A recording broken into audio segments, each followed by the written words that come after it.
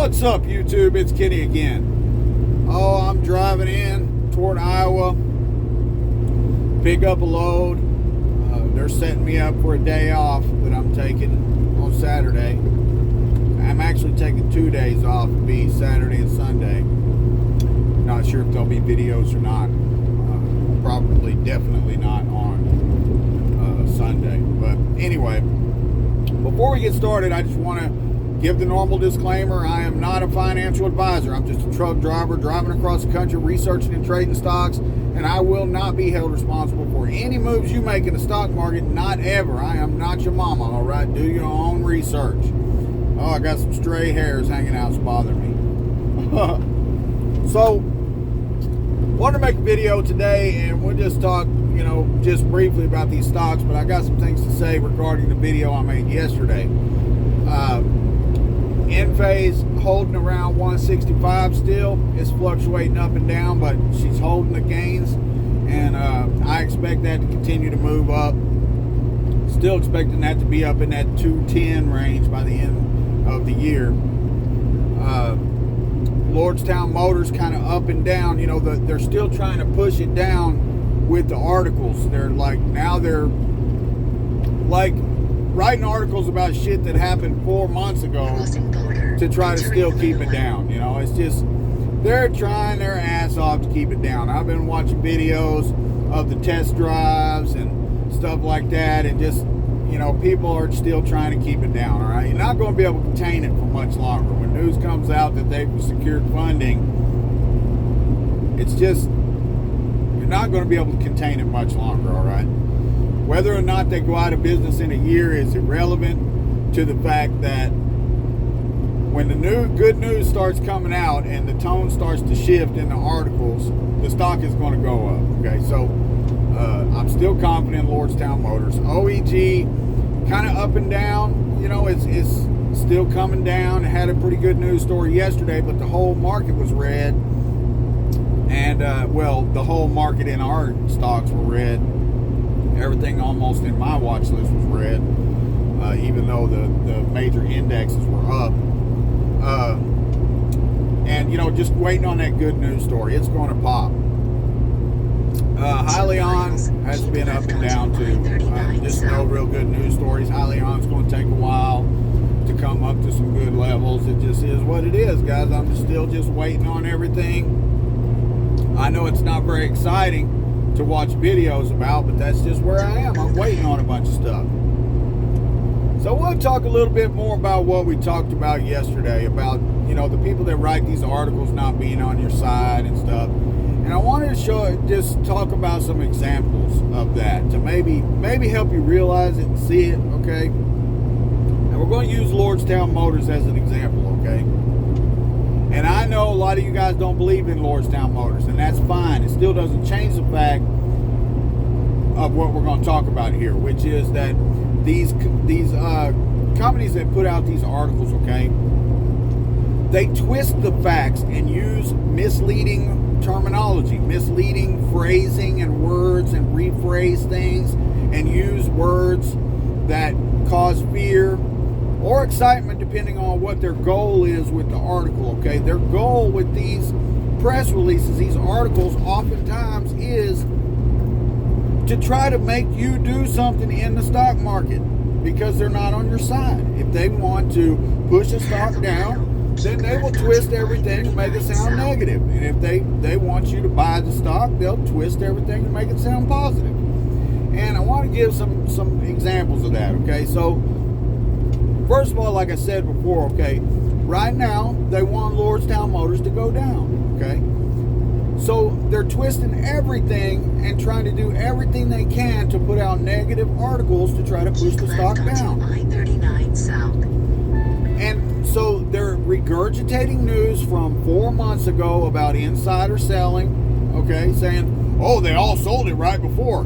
Those people didn't have a crystal ball. They sold some stocks, okay? They didn't sell their whole positions. They sold some stocks because the stock almost tripled. I'm sorry, but I'm going to take some profits too when the stock triples, okay? I'm going to take profits way before that, but I'm just saying that they're spinning that, and now they want to talk about it later because they have an agenda. Okay, they didn't. There's nothing wrong with them selling some of their stocks when it was at like 26 or some shit after their stocks are worth like 10. I mean, of course they want to take some profits. But now, when they're looking in hindsight of what then happened a month later or whatever, they're acting like they sold because they saw what was coming or something, which is just stupid, guys, okay? You know,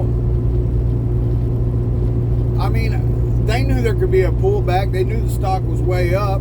They took some profits. I took some profits too. I was swing trading it back then. I was buying it and taking profits during that time as well. So I don't blame them for taking profits. It doesn't mean that they thought the company was going to fail. If they thought the company was going to fail, then why didn't they sell all of their stock instead of just selling some? You know what I mean? They were just taking some profits, all right? But they use language like insider selling, and they use specific language in order to make it sound bad, in order to try to force you to do something with that stock, what they want you to do, okay? And it's the same thing with a lot of other things. I read an article yesterday or day before that referenced the JP Morgan piece that came out, and it said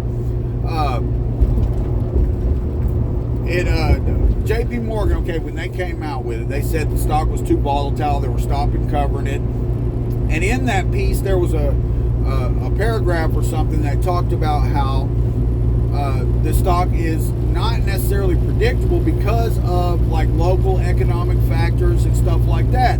Basically saying that because, what I've said, that because it's such a big job provider traditionally in that area, that there are other factors to consider rather than just the fundamentals that may push the stock price up. Okay, they're saying that it's unpredictable because it's not just about the fundamentals, it's also about the fact that there is an incentive for the local government and for GM and for all of these other factors to want that stock to go up, to create jobs, etc., etc., okay? But when this article referenced it yesterday, it said that these economic factors presented risk.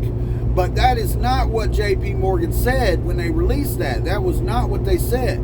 The article that was released the other day twisted it up and turned it into risk, instead of what it really meant was that we can't really predict, and it probably would stay higher because of these factors. They're acting like they were saying it's going to go down because of these factors, and that is absolutely not what they said. Just another example of them twisting the verbiage, like using words and rephrasing things in certain ways in order to provoke fear in the investors, okay? And they do this again and again, okay? And if you have a good vocabulary and you read the original sources and then you watch these articles come out later, you will see that that's what they do. They're writers. They're twisting the words. They're rephrasing things to try to get the result that they want. That's what journalists and media do.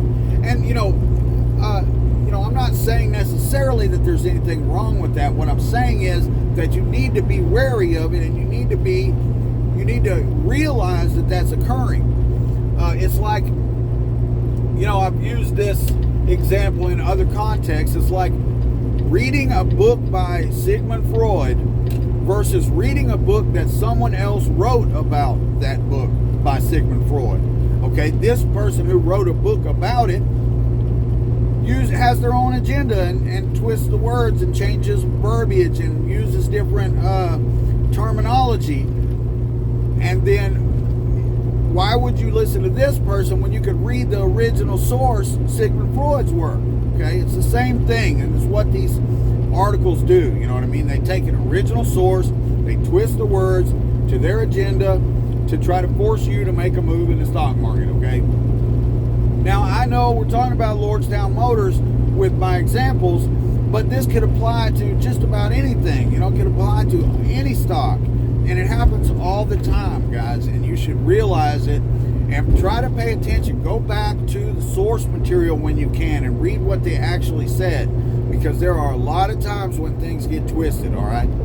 And especially when there's agenda, you know, and there is an agenda with Lordstown Motors. It is heavily shorted. They have a reason to push that stock down. Okay? I'm not saying that they're going to be the best company. I'm not going to say that they're going to survive for 5 years. I'm not going to say any of that. All I'm saying is that they're twisting things in order to try to push that stock down. And, you know, to at least a certain degree, it is working. But when you do your own research, you're able to tune this out. You're able to more easily tune it out and take your emotions off the table. And that's what I'm doing with Lordstown Motors. Don't follow me. Do not emulate my moves if you haven't done your research, you know, but my research says one thing and the articles say another thing. I'm trusting my research. So I just wanted to talk a little bit more about that, all right? And I hope that you guys will pay attention to it. I mean, think about it. It's like when you look at the comments on Webull, okay, you see all of these people in there, and you see some of them that are saying really, really positive things to try to get people to buy more, and you see people who have short positions who are in there saying really, really negative things, trying to push the stock down. You know, I mean, not that the comments in Webull can move a stock, they certainly can't, but those people think they can, and it's the same thing that they're trying to do.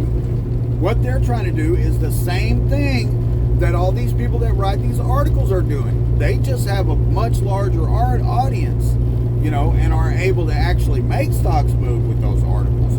But it's no different than a Webull comment section where you have some people who have an agenda that want the stock to go down and all they say is negative shit, and some people who have an agenda that want the stock to go up and they post a bunch of positive shit. It's the same thing, just on a larger scale, guys. So pay attention to it, watch out for it, and don't always believe what you see in these articles. Dig deeper. Go to the original sources. See what was actually said. You know, go look and see for yourself what's going on in a company. You know, it's important that you do that to build confidence, or not, or to decide not to buy into a company. You know, it's important that you're doing that personal research. So I hope that was helpful. You guys, I appreciate your support. I appreciate you watching. Hit that subscribe button, like the video, leave me a comment below, and join the fucking Patreon.